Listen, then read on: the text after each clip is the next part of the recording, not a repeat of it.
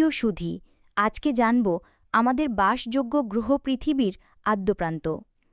পৃথিবী সৌরজগতের তৃতীয় গ্রহ এবং এখন পর্যন্ত জানা মহাবিশ্বের একমাত্র স্থান যেখানে প্রাণের অস্তিত্ব রয়েছে।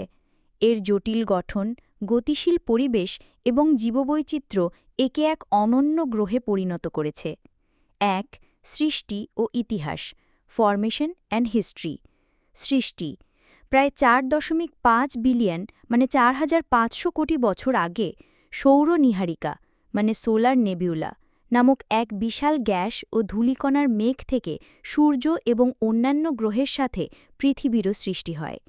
মহাকর্ষের টানে এই কণাগুলো একত্রিত হয়ে একটি উত্তপ্ত গলিত পাথরের গোলকে পরিণত হয়, যা আজকের পৃথিবী। আদিকাল পৃথিবীর প্রাথমিক অবস্থা ছিল অত্যন্ত উত্তপ্ত এবং ভয়ঙ্কর। অবিরাম গ্রহাণু ও ধূমকেতুর আঘাতে এর পৃষ্ঠ ছিল অশান্ত। এই সময়েই মঙ্গল গ্রহের আকারের একটি বিশাল বস্তু পৃথিবীর সাথে সংঘর্ষে লিপ্ত হয় এবং এই সংঘর্ষের ফলে সৃষ্ট ধ্বংসাবশেষ থেকে চাঁদের সৃষ্টি হয় বলে মনে করা হয়। শীতলীকরণ ও মহাসাগর সৃষ্টি ধীরে ধীরে পৃথিবী শীতল হতে শুরু করে। আগ্নেয়গিরি থেকে নির্গত জলীয় বাষ্প ঘনীভূত হয়ে লক্ষ লক্ষ বছর ধরে বৃষ্টির আকারে ঝরে পড়ে এবং পৃথিবীর নিচু স্থানগুলো ভরাট করে মহাসাগর তৈরি করে। ২. ভৌগোলিক গঠন ও বৈশিষ্ট্য, ফিজিক্যাল স্ট্রাকচার অ্যান্ড ক্যারেক্টারিস্টিক্স।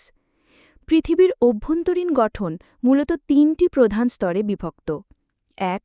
ভূত্বক অর্থাৎ ক্রাস্ট। এটি পৃথিবীর সবচেয়ে বাইরের ও পাতলা স্তর।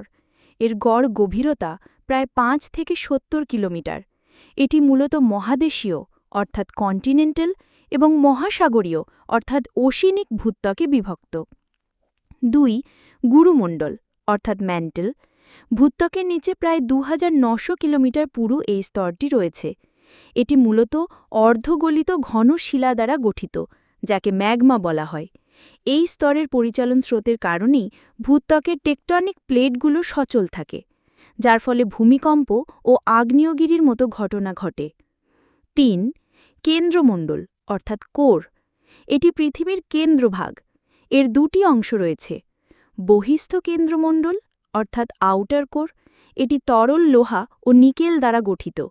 এই তরল অংশের ঘূর্ণনের ফলেই পৃথিবীতে একটি শক্তিশালী চৌম্বক ক্ষেত্র তৈরি হয়েছে, যা আমাদের সূর্য থেকে আসা ক্ষতিকারক সৌরঝড় মানে সোলার উইন্ড থেকে রক্ষা করে। অন্তঃস্থ কেন্দ্রমণ্ডল অর্থাৎ ইনার কোর। এটি প্রচণ্ড চাপ ও তাপের কারণে কঠিন অবস্থায় থাকা লোহা ও নিটেলের একটি গোলক। ৪. বায়ুমণ্ডল অর্থাৎ অ্যাটমসফিয়ার। পৃথিবীকে ঘিরে থাকা গ্যাসীয় আবরণটি হল বায়ুমণ্ডল। এটি আমাদের শ্বাস-প্রশ্বাস, আবহাওয়ার পরিবর্তন এবং তাপমাত্রা নিয়ন্ত্রণের জন্য অপরিহার্য।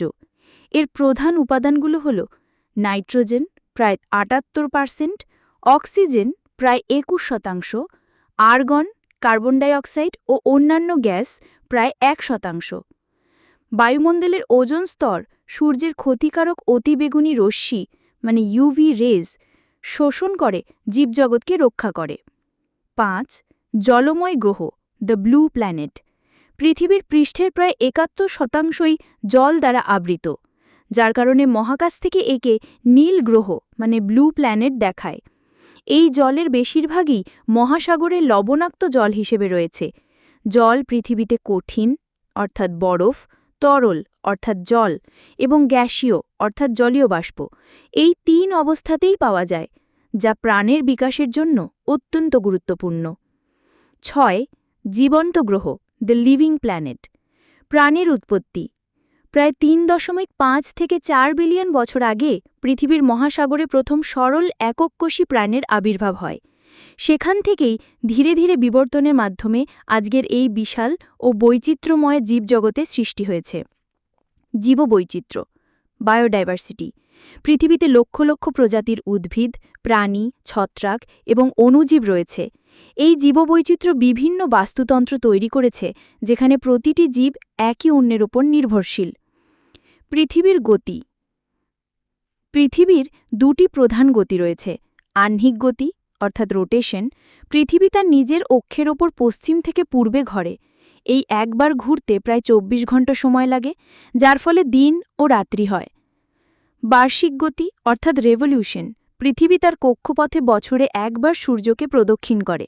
এই পরিক্রমণে প্রায় ৩৬৫.২৫ দিন সময় লাগে।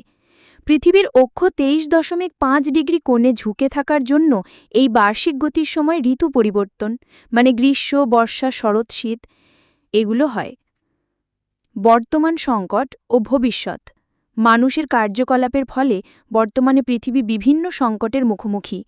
জলবায়ু পরিবর্তন, মানে ক্লাইমেট চেঞ্জ, গ্রিনহাউস গ্যাস নির্গমনের ফলে বৈশ্বিক উষ্ণায়ন ঘটছে, যার প্রভাবে সমুদ্রপৃষ্ঠের উচ্চতা বৃদ্ধি, চরম আবহাওয়া এবং বাস্তুতন্ত্রে বিনাশ ঘটছে।